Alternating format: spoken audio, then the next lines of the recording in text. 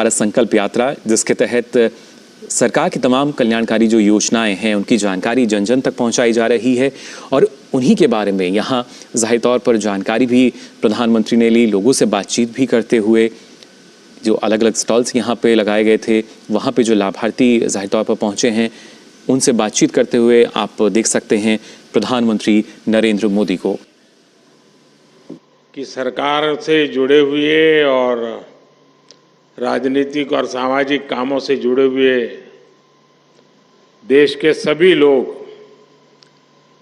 ये विकसित भारत संकल्प यात्रा को सफल बनाने के लिए समय दे रहे हैं, जा रहे हैं। तो यहाँ के सांसद के नाते मेरा भी दायित्व बनता था कि मुझे भी उस कार्यक्रम में समय देना चाहिए। तो मैं एक सांसद के रूप में, आपके सेवक के रूप में आज सिर्फ इसमें आप ही की तरह हिस्सा लेने के लिए आया हूं।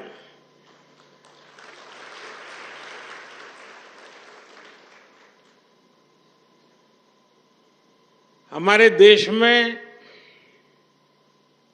सरकारें तो बहुत आई, योजनाएं भी बहुत बनी, बातें भी बहुत हुई, बड़ी बड़ी बातें हुई, और उन सबका जो अनुभव था, जो निचोड़ था, तो मुझे लगा कि जी देश को सबसे ध्यान देना वाला काम जो है वो ये है कि सरकार जो योजना बनाती है, जिसके लिए बनाती है, जिस काम के लिए बनाती है, वो सही समय पर बिना किसी परेशानियों के वो योजना उस तक पहुंचे।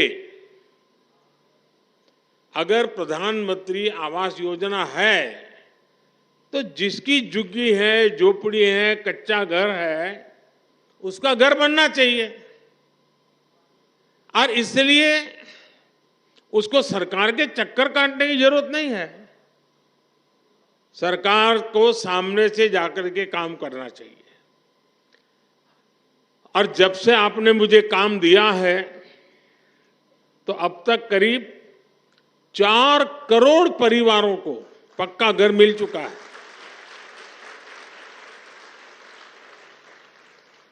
लेकिन अभी भी खबर मिलती है कि भाई वहां कोई रह गया है, उस गांव में वो रह गया है। तो हमने तय किया कि भाई फिर से हम एक बार देश भर में जाएं, जो सरकार की योजनाएं हैं, जिनको मिला है, उनसे सुने कि भाई क्या क्या मिला, कैसे मिला, प्राप्त करने में कोई कठिनाई तो नहीं हुई, कोई रिश्वत तो नहीं देनी पड़ी, जितना तय था उतना मिला कि कम मिला। एक बार जाएंगे तो इसका हिसाब किताब भी हो जाएगा। तो ये विकसित भारत संकल्प यात्रा जो है ना, वो एक प्रकार से मेरी भी कसौटी है, मेरी एग्जामिनेशन है कि मैंने जो कहा था और जो मैं काम कर रहा था, मैं आपके मुंह से सुनना चाहता था और देश भर से सुनना चाहता हूं कि जैसा मैंने चाहा था वैसा हुआ है कि नहीं हुआ है, जिसके लिए होना चाहिए था उसके लिए हुआ है कि नहीं हुआ है, जो काम होना चाहिए था हुआ कि नहीं हुआ है। अब मैं अभी कुछ साथियों को मिला जिन्होंने आयुष्मान कार्ड का फायदा उठा करके गंभीर से गंभीर बीमारियों का इलाज करवाया है। उन्होंने एक्सीडेंट हो गया, हाथ पैर टूट गए, तो अस्पताल में जाकर के मैंने उनको पूछा तो कह रहे थे साहब इतना खर्चा हम तो कहां से करते, जी लेते ऐसे ही। लेकिन जब आयुष्मान कार्ड आया तो हिम्मत आ गई, ऑपरेशन करवा दिया, अब शरीर काम कर रहा है। अब उससे मुझे तो आशीर्वाद मिलता ही है, लेकिन जो सरकार में बाबू लोग हैं ना, अफसर लोग हैं, जो फाइल पे तो योजना को आगे बढ़ाते हैं, अच्छी योजना भी बनाते हैं, पैसे भी रवाना कर देते हैं, लेकिन वहां उनका काम पूरा हो जाता है कि चलो वे 50 लोगों को मिलना था, मिल गया, 100 लोगों को मिलना था, मिल गया, 1000 गांव में जाना था, चला गया। लेकिन जब वो ये बात सुनता है कि उसने कभी फाइल पे काम किया था, उसके कारण काशी के फलाने मोहल्ले के फलाने व्यक्ति की जिंदगी बच गई, तो वो जो अफसर होता है ना, उसका भी काम करने का उत्साह अनेक गुना बढ़ जाता है, उसको संतोष मिलता है। जब तक वो कागज पे काम करता है उसको लगता है मैं सरकारी काम कर रहा हूं, लेकिन जब उस काम का फायदा किसी को मिला है, उसका जब उसको खुद देखता है, खुद सुनता है, तो उसको काम करने का उत्साह बढ़ जाता है। और इसलिए मैंने देखा है कि विकसित भारत संकल्प यात्रा जहां जहां गई है, वहां पर सरकारी अफसरों पर इतना सकारात्मक प्रभाव हुआ है, उनको अपने काम का संतोष होने लगा है। अच्छा भाई, ये योजना बनी, मैंने तो फाइल बनाई थी, लेकिन क्या एक गरीब विधवा के घर में जीवन ज्योति बीमा का पैसा पहुंच गया? मुसीबत की जिंदगी में उसको इतनी बड़ी सहाय मिल गई। तब उसको लगता है अरे मैंने तो कितना बड़ा काम किया है। एक सरकारी मुलाजिम को जब ये सुनता है तो उसको जीवन का एक नया संतोष मिलता है। बहुत कम लोग हैं जो इसकी ताकत समझते हैं कि ये विकसित भारत संकल्प यात्रा से हो क्या रहा है। जो बाबू लोग इस काम से जुड़े हैं, जब सुनते हैं, जब मैं भी यहां बैठा हूं सुनता हूं कि मोदी जी मुझे बहुत अच्छा लगा, मेरे पति का स्वर्गवास हो गया था, अचानक मुझे खबर आई 2 लाख रुपए मिल गया। कोई बहन कहती है कि बचपन से ही हम तो धुएं में जिंदगी गुजारते थे, गैस आ गया, जिंदगी बदल गई। उससे बड़ा जो सबसे बड़ी बात की बहन ने, उसने कहा गरीब और अमीर का भेद मिट गया।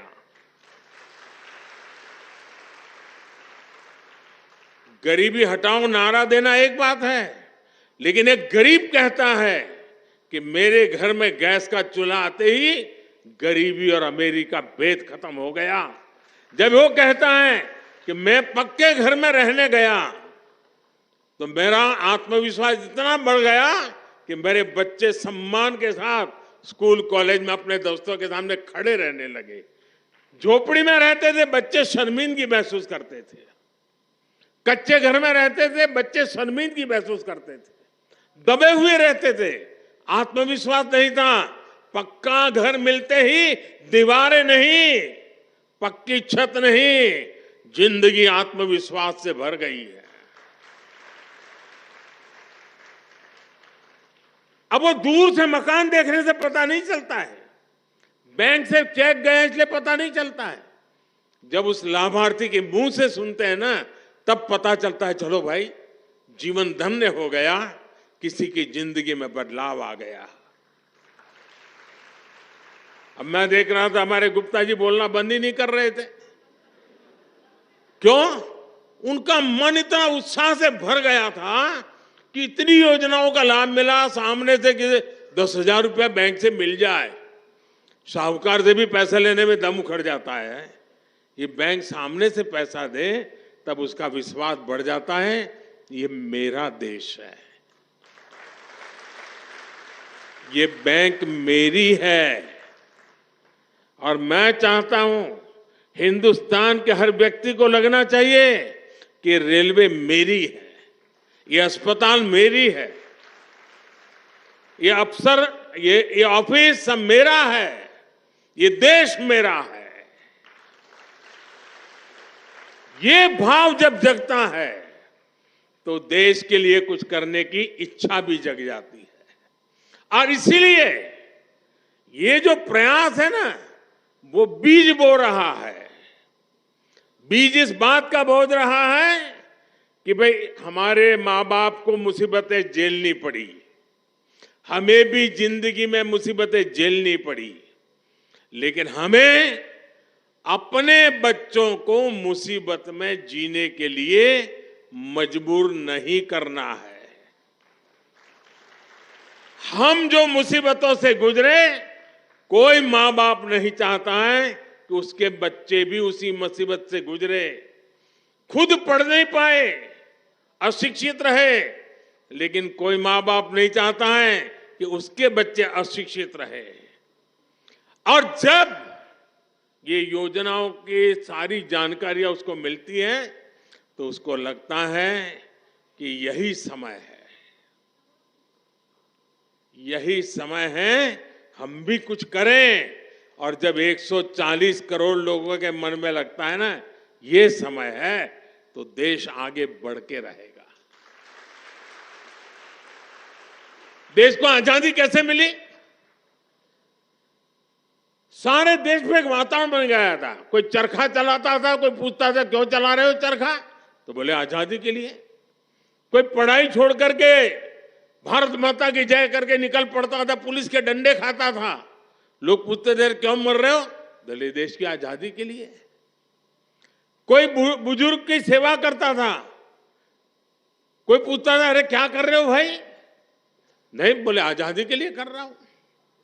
कोई खादी पहनता था, क्यों कर रहे हो, आजादी के लिए। हिंदुस्तान का हर व्यक्ति कहने लगा कि मैं आजादी के लिए काम कर रहा हूं। उपवास करता हूं तो भी आजादी के लिए, मेहनत करता हूं तो भी आजादी के लिए, बच्चों को पढ़ाता हूं तो भी आजादी के लिए, सफाई का काम करता हूं तो भी आजादी के लिए, तकलीफ चलाता हूं तो भी आजादी के लिए।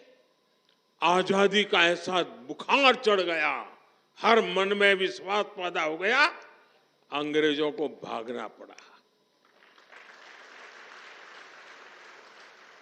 देश उठ खड़ा हुआ। अगर हम इस समय 140 करोड़ देशवासी इसी मिजाज से भर जाएं, बस अब हमें देश को हमें आगे ले जाना है, ऐसे नहीं रहना है। हर एक की जिंदगी बदलनी है, हर एक की शक्ति का सम्मान होना चाहिए, शक्ति का उपयोग होना चाहिए, तो देश को आगे बढ़ाना चाहिए। एक बार ये मन में ये बीज बो रहे ना, आज 25 साल में तो ऐसा वटवृक्ष बनेगा, 2047 में 2047 में विकसित भारत बन जाएगा और बच्चों को फल मिलना शुरू हो जाएगा। ये वटवृक्ष की छाया आप ही के बच्चों को मिलने वाली है।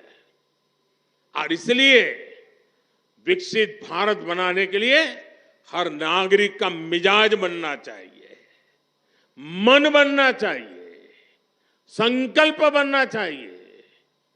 और अगर मन बन जाता है तो मंजिल दूर नहीं होती है। और ये विकसित भारत संकल्प यात्रा, ये एक प्रकार से देश का काम है, ये किसी राजनीतिक दल का काम नहीं है। और मैं मानता हूं जो इस काम को करता है ना, वो बहुत पवित्र काम करता है। वो दूर से देख रहा है, अखबार में पढ़ रहा है, उसको समझना चाहिए कि मेरी गाड़ी छूट रही है, मैं मौका छोड़ रहा हूं। मैं भले देश का प्रधानमंत्री हूं, लेकिन मेरा बड़ा उमंग है आज आपके बीच आने का। मुझे बड़ा आनंद है कि मैं आज विकसित भारत संकल्प यात्रा का मैं हिस्सा बना। मैं भी संतोष करूंगा कि हाँ भाई ये काम मैंने भी किया। आप में से हर किसी को करना चाहिए। अगले गांव में जहां भी यात्रा जाने वाली हो, शहर में जिस वार्ड में जाने वाली हो, भव्य स्वागत होना चाहिए। सबके सब लोग आने चाहिए, हर किसी को सुनना चाहिए, योजनाओं का लाभ लेने के लिए आगे आना चाहिए। और जिसको योजना का लाभ मिला है उसने आत्मविश्वास के साथ इसको बताना चाहिए। अच्छी बात बताने से भी अच्छाई का वातावरण पैदा हो जाता है। और इसलिए मैं चाहता हूं कि विकसित भारत यात्रा ये एक बहुत बड़ा सपना है, बहुत बड़ा संकल्प है और अपने ही प्रयासों से इस संकल्प को हमने सिद्ध करना है। मुझे बहुत अच्छा लगा, सबसे मिलने का मुझे मौका मिला, आपसे भी सुनने का मौका मिला, लेकिन हम सब प्रयास करें, इस यात्रा को और सफल करें, देशवासियों के मन में भाव पैदा करें, आत्मविश्वास पैदा करें। और हमने देखा है घर में भी जब पैसे नहीं होते हैं, तकलीफ से गुजारा करते हैं, तो कई काम नहीं कर पाते, इच्छा हो तो भी नहीं कर पाते। मन करता है कि चलो बच्चों के ये अच्छा शर्ट ला करके दे दूं, नहीं ला सकते। क्यों? पैसे कम है। जैसे घर में होता है ना, वैसे देश में होता है। देश के पास भी पैसे होने चाहिए। पैसे होंगे तो हर नागरिक की इच्छा पूरी करेगा। आज 4 करोड़ गरीबों को घर मिल गया, जो बच गए हैं उनको अभी आगे मोदी देने की गारंटी देता है।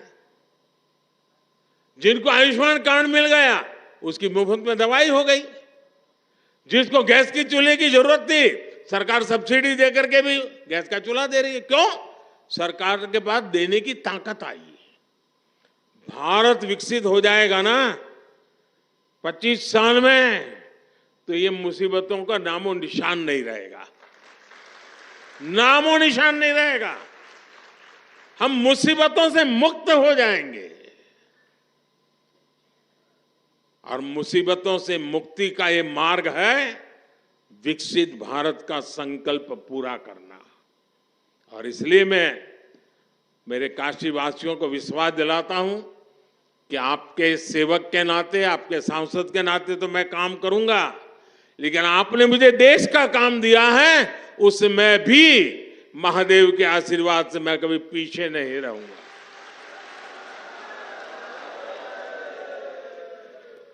महादेव की हम सब पर कृपा बनी रहे और ये यात्रा हमारे काशी में तो बहुत सफल होनी चाहिए, ढीली ढाली नहीं। कार्यक्रम में ज्यादा से एक परिवार का एक भी व्यक्ति ऐसा ना हो कि जो यात्रा में न गया हो। जाएं, घंटा 2 घंटा उस कार्यक्रम में हिस्सा बने। इसके लिए आप सब मदद कीजिए और विकसित भारत के संकल्प को और मजबूत कीजिए। आप सबका बहुत बहुत धन्यवाद। नमस्कार।